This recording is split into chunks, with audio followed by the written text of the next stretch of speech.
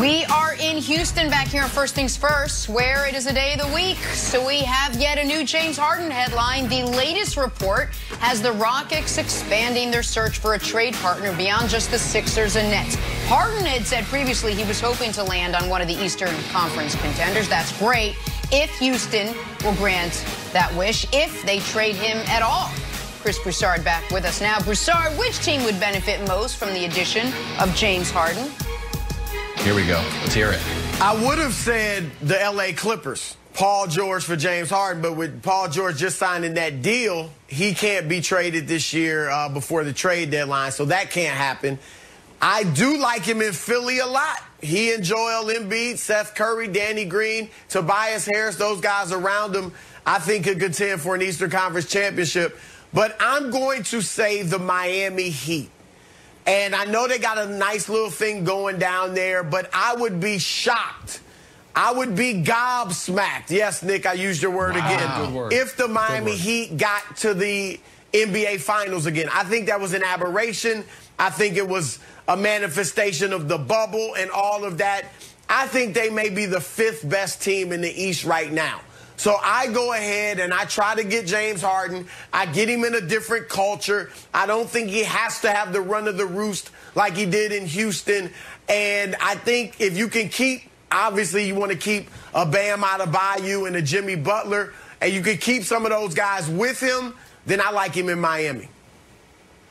So I'm going to go, listen, I think Miami's a great answer. Tyler Hero, Iggy, Picks, Kendrick Nunn. But I don't know if that would be quite enough. But I think your point about the depth of the top of the East is noteworthy.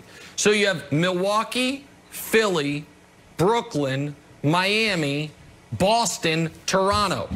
That's 6 teams. 2 of those teams ain't making it out of round 1. 4 of them ain't making it out of round 2.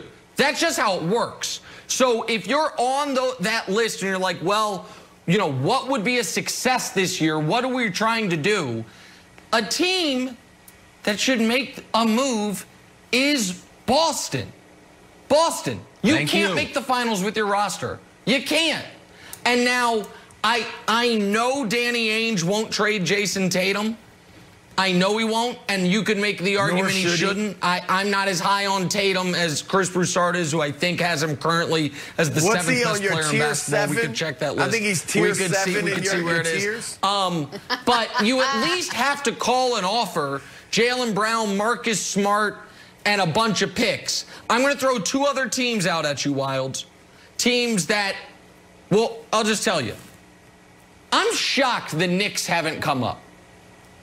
R.J. Barrett, let's go. Obi Toppin, let's go. Do we want to do that to James Harden? The super You valuable, really want to do that to James Harden, Nick? You know what? He'd get him to the playoffs. He'd live in New York. I'm shocked they haven't come up. And the other team that was like a possibility pre-injury, but is not post-Clay injury, why are the Warriors not talking about this? Why are the Warriors not saying, James Wiseman, the Minnesota pick, Andrew Wiggins, are you interested? Steph and Harden absolutely create a duo if Draymond's got a bounce-back year in him that creates real problems for people. So to me, I know there's the list, Brooklyn, Philly, Miami, but those are 3 other teams that I think it makes sense for all of them for what their goals are, Wilds. So I would love the Warriors, but I would love New York, obviously, even more. And here's why, Broussard.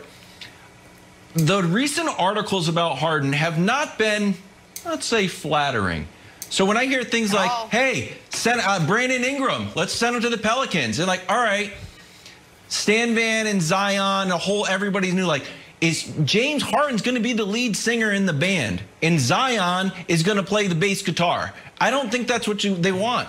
And then if he does go to Heat, I think this idea of like the LeBron, came and embraced Heat culture, and Jimmy Butler has got Heat culture like pumping through his heart. That doesn't seem like James Harden's thing. I think if he goes somewhere, he's looking for, Rockets 2.0. Let me get on the court. Let me be #1 in the league in usage rate. Let me shoot the ball. Let me get to the playoffs and flame out. And that's a success in New York. I hate to say it. That would be a big win. All of New York would be super happy. What happened? We got to the playoffs and flamed out. Wow, big win. You do that in Miami, it's like, what's happening? This is Heat culture. We win championships. Not in Madison Square Garden. We put up a banner, made the playoffs finally. So I love New York. Look, I do like Nick's Golden State idea. That makes some sense. And remember, Clay coming back next year, Clay, Harden, and Steph, that would be nice. So I like that one. And Wilds, if I'm the Knicks, yes, it makes sense. You're relevant. He probably gets you into the playoffs. He's an all-time great player, still in his prime, which is unusual for the Knicks to get. So I like that. But for Harden, his whole reason for wanting to leave is to win. He would be miserable with the Knicks and probably leave in a couple of years or maybe demand a trade from there pretty soon. So I don't see that. He just needs to be coached. He doesn't have to be the ball-dominant guy. He's a great passer. He's versatile. He just needs to be coached differently. Broussard, but it would follow the storyline of Bernard King eventually gives the torch to Carmelo Anthony, who gives the torch to James Harden, of like all-time great scorer of that era. Right? I mean, I skip Patrick Ewing for a reason. I'm talking about like true professional scorers of the 80s. You could argue it was Bernard King. It was Melo briefly, and now obviously it's Harden. Like then, and they would make the playoffs. Love it. James Harden gets you into the postseason, and so I think the Knicks they have been keeping their powder dry. I think it's interesting. I think it'd be interesting. Oh, but it would be a fun story. Bring Melo back. Take a break. Talk some Raiders on the other side. What's gone so wrong for John Gruden and this team? Break it down next. First things first. Under a new coach, outside of Brett Brown, especially a championship coach like Doc Rivers. In fact, I have been saying that over a year ago that should be the Sixers' plan. However, if James Harden is available, that has to change. I'm sorry. It is about winning now. This is more and more becoming a win-now league. And as good as Ben Simmons is, to think that you're going to win a championship with a guy that not only can't shoot, but won't shoot.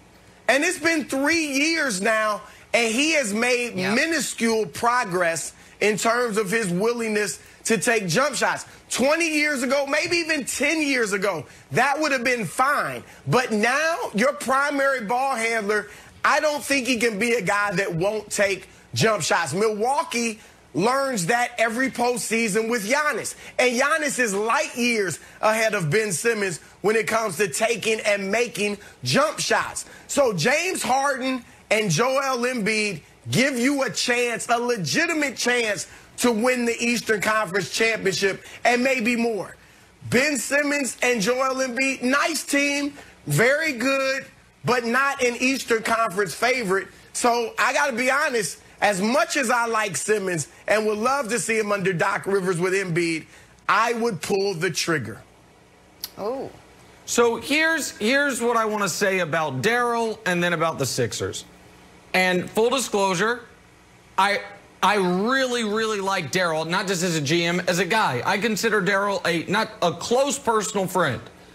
And I'm now going to look into the camera and say this. My close personal friend, Daryl Morey, has a problem. And the problem is a lying problem.